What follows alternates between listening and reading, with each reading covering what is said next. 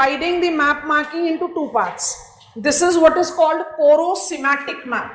What is chorosematic map? Like the map in front of you, I can also call it that. For the BIOS map side, they have given you something as a cloud, flower type red dot, and otherwise it is just the simple dot. It's outdated map of mine. Panna is being shown as biospheric reserve, not map site. So what you can do is, I'm advising you go two ways. Your heading will be biospheric reserves of India, and you have to mark 18 items here. Today we are marking only 12 items. Map heading will be biospheric reserve, nothing else.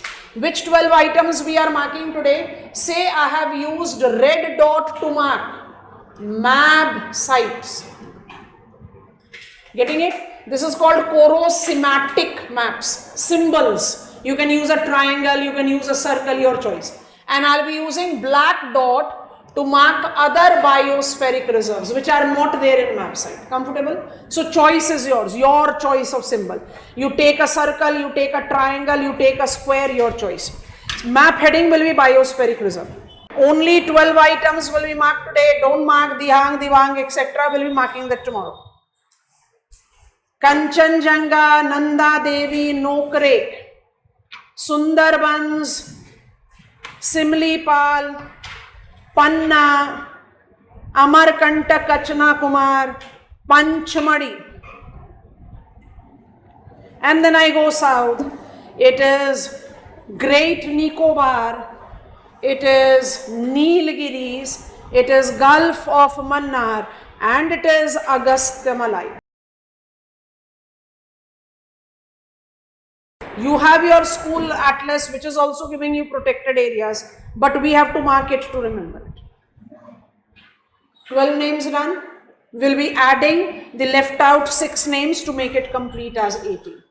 Biospheric reserves are defined to be the protected area that represents national parks, and it can be correlated with one or more than one national park. It is no necessity that I'll always be having one national park. So start counting with the other 2 symbols I advised you to make.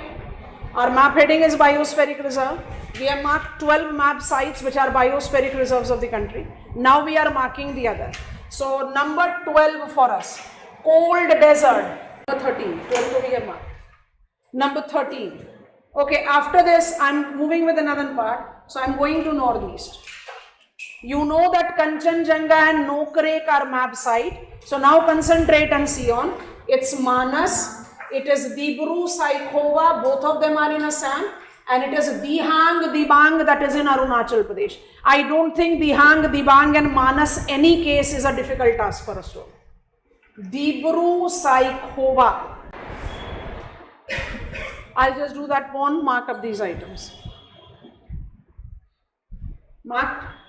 Okay, and then we go to our peninsular location, Run of Kutch.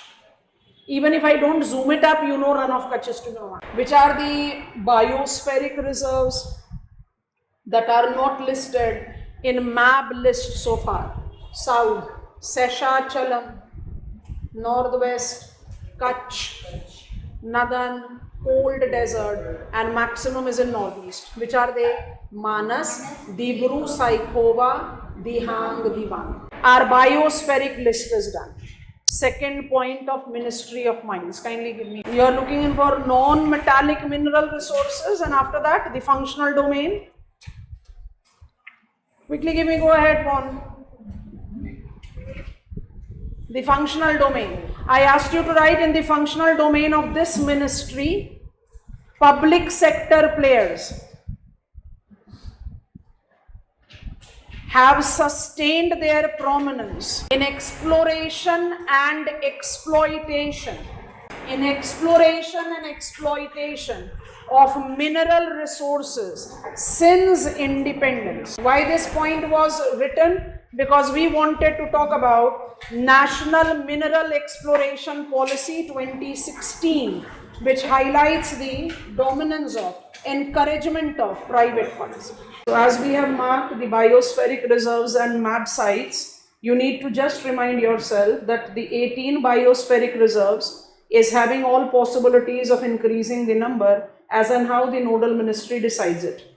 Additionally, every biospheric reserve has got three constituents to it. It is called core area, buffer area, and transitional zone. Many students have the confusion that this transitional zone overlaps with eco-sensitive zone or fragile zone. Let us clarify this to end this particular video, that eco-sensitive zone or fragile zone are notified under Environment Protection Act 1986, and it is thus different from biospheric reserve. It will be applicable to biospheric reserve, national parks, community reserves, conservation reserves, as well as wildlife refuge. It has been implemented to create a shock absorber to protect the protected areas wherein prohibited, permitted and regulated activities are very well demarcated.